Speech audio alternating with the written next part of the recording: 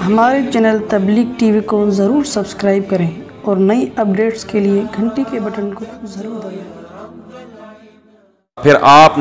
پھر پہلی بڑی لڑائی ہوئی ہے اسلام میں غزوہ بدر، اس سے پہلے کوئی لڑائی نہیں ہوئی۔ وہ لڑائی ایسے ہوئی ہے کہ چونکہ کوئی ایگریمنٹ تو تھا نہیں، مکہ ایک الگ ریاست، مدینہ ایک الگ ریاست، جب دو ملکوں میں کسی قسم کا کوئی ایگریمنٹ نہیں ہوتا تو پوری دنیا کا آج بھی یہ قانون ہے کہ دونوں کے لیے ایک دوسرے کا خون حلال ہوتا ہے کہ بھائی تم اگر ادھر آئے تو ہم تم پہ، جیسے آپ آج اگر بغیر کسی ویزے اور پاسپورٹ کے کسی یورپ میں ہجرت کر کے چلے جائیں تو بارڈر پہ گولی مار دیتے ہیں نا، کیا ہو گیا؟ کوئی انڈین اگر بغیر پاسپورٹ ویزے کے پاکستانی بارڈر پہ پکڑا جائے تو آرمی کو حق ہے کہ گولی مار دے، یہاں کا بندہ وہاں جائے تو ان کو حق ہے، نہ مارے ایک الگ بات ہے، مارنی چاہیے نہیں چاہیے یہ الگ بات ہے، لیکن پوری دنیا میں ایک لا ہے کہ بغیر ایگریمنٹ کے اگر کوئی ادھر سے ادھر ادھر سے ادھر گیا تو ہم ذمہ دار نہیں ہیں۔ تو وہ اس وقت بھی ایسے تھا، تو مکہ والوں سے کوئی ایگریمنٹ نہیں تھا بلکہ باقاعدہ لڑائی تھی۔ تو ایک قافلہ آ رہا تھا شام کے راستے، سمندر کے راستے، مدینہ کے قریب سے گزرتے ہوئے اس نے جانا تھا مکہ، تو آپ صلی اللہ علیہ وسلم نے صحابہ کے ساتھ مل کے پروگرام بنایا کہ اس لشکر پہ شب خون مارتے ہیں اور یہاں سے جتنا بھی ان کا جو بھی تجارتی سامان ہے وہ ہم اپنے قبضے میں لے لیتے ہیں، کیونکہ ہماری جو معاشی بدحالی آئی ہے وہ کس کی وجہ سے آئی ہے؟ ان کی، اور ہمارا کوئی ایگریمنٹ بھی ان سے نہیں ہے۔ تو یہ بالکل پوری دنیا میں اجازت تھی اس کی کہ یہ کر سکتے ہیں۔ تو اب چونکہ بہت تھوڑے یعنی شب خون مارنا تھا، گوریلا وار تھی کہ بھائی ایک حملہ کریں گے اور جو آٹا دال بوری جو ملا اٹھا کے لے آئیں گے، تو اس کے لیے بڑی فوج کی ضرورت نہیں تھی، لیکن اللہ کو کچھ اور منظور تھا۔ اللہ چاہتے تھے بڑی زبردست لڑائی ہو جائے اور میں مسلمانوں کو فتح دے کے یہ ثابت کر دوں کہ میں کس کے ساتھ ہوں؟ مسلمانوں۔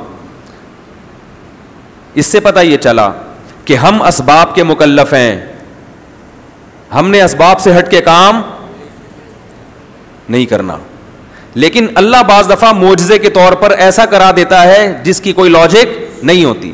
اب ہو کیا رہا ہے کہ ہم نبی کی زندگی میں جو معجزے وارد ہوئے ہیں نا، ان معجزوں کو دیکھ کر ہم یہ سمجھتے ہیں کہ ہمارے ساتھ بھی کیا ہوں گے؟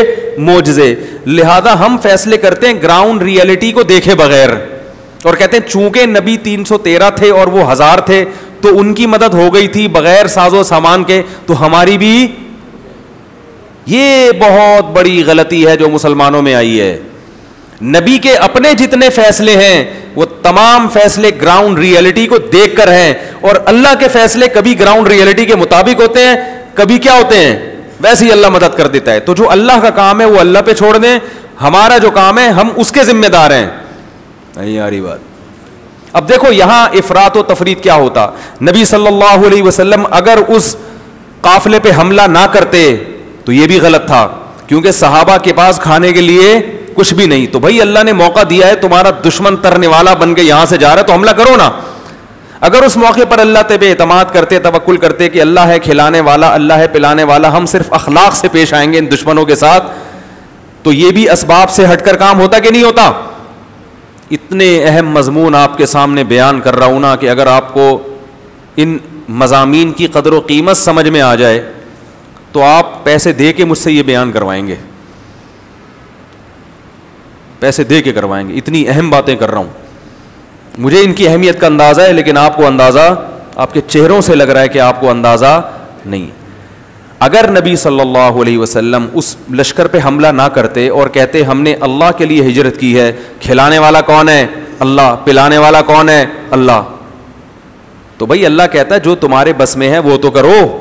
تمہارے بس میں فی الحال یہ ہے کہ تمہارے دشمن کا قافلہ جا رہا ہے جس سے تمہارا کوئی ایگریمنٹ نہیں ہے، تم لے لو اس سے، بھائی کیا خیال ہے؟ جنگ کرو اور وہ سامان اس سے چھین لو، کیونکہ 313 میں اس کی طاقت تو ہے کہ حملہ کر کے شب خون مار کے کچھ چیزیں اٹھا کے لے آئیں، لیکن اس کی طاقت نہیں ہے کہ 1000 کے لشکر سے لڑیں بغیر سازو سامان کے، لہذا اس کا نبی نے ارادہ نہیں کیا کہ خود ہم مکہ والوں پہ چڑھائی کریں۔ بھائی جس ملک سے کمزور ہونے کی وجہ سے اپنی جان بچا کر نکلے ہیں اس ملک پہ لشکر لے کے چڑھائی کر دیں، یہ عقل میں آنے والی بات ہے؟ یہ میں اس لیے کہہ رہا ہوں کہ آج لوگ کہتے ہیں پاکستان امریکہ پہ حملہ کیوں نہیں کر دیتا, پاکستان بھارت میں گھس کیوں نہیں جاتا, ٹھیک ہے نا, یہ کیسے بزدل لوگ ہیں, یہ ادھر اسرائیل پہ ڈرام سے حملہ کیوں نہیں کر دیتے. او بھائی پہلے یہ دیکھو کہ تمہارے پاس ہے کیا, کتنی افرادی قوت ہے. تم حملہ کرنے کے بعد وہ بسوں کے پیچھے لکھا ہوتا ہے تپڑ ہے تو پاس کر ورنہ برداشت کر. تو باتیں کرنا آسان ہوتا ہے, ہر چیز گراؤنڈ ریئلٹی کو سامنے رکھ کر فیصلہ کیا جاتا ہے, اس کے بعد ہوگا کیا. تو جذباتی لوگ اور کچھ ایسے ہیں جو بالکل جن کی فائر پن نکلی ہوئی ہے, وہ کہتے ہیں لڑو ہی نہیں, وہ کہتے ہیں یہ بم بھی کیوں بنایا ہے, یہ تو توبہ توبہ چھی ایٹم بم, اس سے تو بڑا نقصان ہوتا ہے, اور وہ جہاد کو سرے سے مانتے ہی نہیں ہے. تو یہ دونوں فریق کیا ہے, غلط ہیں. جب کلاشن کوف کی فائر پن نکل جاتی ہے نا, پھر اس میں اور پانی کی گن میں کوئی فرق نہیں رہتا. تو بعض لوگوں کی فائر پن نکل جاتی ہے, وہ کہتے ہیں اسلام میں جہاد نہیں, بس اخلاق, میٹھا پن, جو آئے مکہ مارے تم بھی ایک کھا لو دوسرا بھی آگے کر دو. اس طرح کے ان کا دماغ بنا ہوا ہے. وہ کہتے ہیں یہ کیا ٹریننگ, یہ کیا جہاز وہاز کلا بازیاں, یہ کیا بم بم غوری, یہ کیا ہوتا ہے یار, یہ کیا ہے. دعا ایسے لوگ ہمیں ملتے ہیں, کہہ رہے اصل تو مدد آتی ہے اللہ کی طرف سے, آسمان سے آتی ہے اور اعمال پہ آتی ہے. بس تہجد پڑھو, اللہ سے دعائیں مانگو, ڈیفینس آسمان سے اترے گی تمہاری, اور اللہ تمہاری خود بخود مدد کرے گا. بس سب کچھ دعاؤں میں رکھا ہے اللہ نے دعاؤں میں رکھا ہے سب کچھ. لیکن جب آپ اپنی ذمہ داری پوری کریں, آپ کو سمرینیں بنانی پڑیں گی, دشمن کے مقابلے میں سب کچھ تیار رکھنا پڑے گا. آج ہم تو ساری آیتیں یہی پڑھی ہیں, اعدوا لهم ما استطعتم من قوة. اللہ فرماتے ہیں جتنی قوت تیار کر سکتے ہو کرو, ومن رباط الخیل, گھوڑے بھی باندھو. کیوں ترہبون به عدو اللہ وعدوکم, فرمایا جنگ نہ بھی ہو تو یہ کام تیار کر کے رکھو تاکہ اپنے اور اللہ کے دشمنوں کو ڈرانے کا کام تو کرتے رہو کم از کم. تبلیغی جماعتیں بھی جائیں, محبت سے پاؤں دبائیں اور میٹھی میٹھی باتیں کریں اور سب سمجھائیں, دیکھو بھائی دین ہمارے اندر آ جائے, پوری دنیا کے اندر آ جائے. اور بھائی تم کہاں سے آئے ہو, جی پاکستان سے آئے ہیں. اچھا پاکستانی اتنے میٹھے ہوتے ہیں, ہاں بہت میٹھے ہوتے ہیں. اچھا ذرا بم مار کے دیکھتے ہیں. بھائی ہمارے کان, ان کے کان میں کہہ دو ہمارے پاس ایٹم بم بھی ہے. ٹھیک ہے نا, ہمارے پاس ایٹم بم بھی ہے, ہم صرف شب برات کے پٹاخے نہیں پھوڑتے ہیں, ہمارے پاس ایس ایس جی کمانڈوز بھی ہیں, ہمارے پاس لڑنے والے جوان بھی ہیں. باقی دین کی بات ہے, آپ اگر آ جائیں تو اچھی بات ہوگی, تمیز سے ہی چل لیں تو اچھا ہے. کیا خیال, زیادہ دھمکی والی باتیں کرنے کی کوشش. تو اللہ نے فرمایا ترہبون بہ, کیسی پیاری آیت ہے, ایسا مزہ آتا ہے یہ پڑھنے میں. ترہبون بہ, اس کے ذریعے تم ڈراؤ گے. حملہ نہ بھی کرو تو ڈرانے کا کام تو کرو نا. عدو اللہ وعدوکم, اللہ کے دشمنوں کو بھی ڈراؤ گے اور اپنے دشمنوں کو بھی ڈراؤ گے. تو یہ بھی اسلام کا ایک رخ ہے. ولا يحسبن الذين كفروا سبقوا انهم لا يعجزون واعدوا لهم ما استطعتم من قوه. تو میں یہ عرض کر رہا تھا, رسول اللہ صلی اللہ علیہ وسلم نے نہ تو یہ کیا کہ مکہ پہ جا کے چڑھائی کر دی, کیونکہ بھائی افرادی قوت نہیں ہے, اور نہ یہ کہ ہاتھ پہ ہاتھ رکھ کے بیٹھے رہے.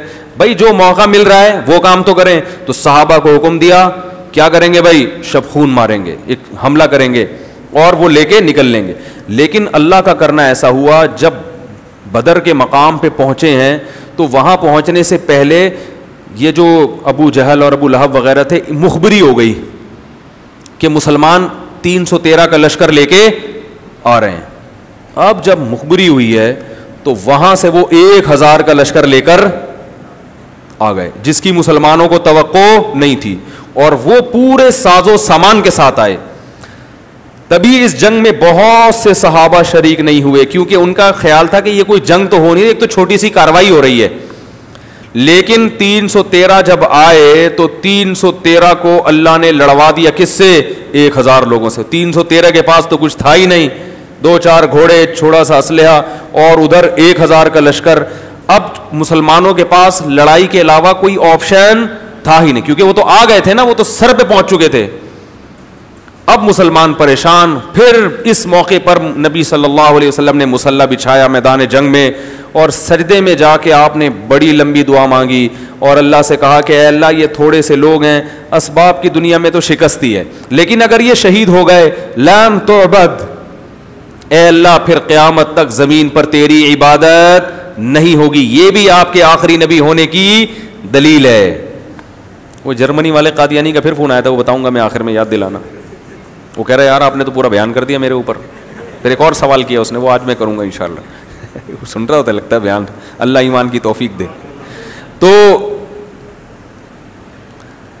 تو کیا کہہ رہا تھا یار میں, کہاں سے کہاں. اے اللہ قیامت تک تیری عبادت نہیں, کیونکہ نبی کو پتا تھا میں آخری نبی ہوں اور یہ آخری صحابہ ہیں, اس کے بعد نہ کوئی صحابی بنے گا اور نہ کوئی پیغمبر. اگر یہی میدان جنگ میں شہید ہو گئے تو اللہ میری تو 13-14 سال کی کمائی ہے, یہ 15 سال کی, یہ اگر قتل ہو گئے تو پھر تو قیامت تک تیری عبادت نہیں ہوگی. تو اللہ کو ان چیزوں کا واسطہ دے کے اللہ سے دعا مانگ رہے ہیں, اور بالآخر اللہ نے آسمان سے فرشتے نازل کیے, قرآن میں آتا ہے, اور لڑائی ہوئی ہے, اور اللہ نے ان 313 کو 1000 پر غلبہ.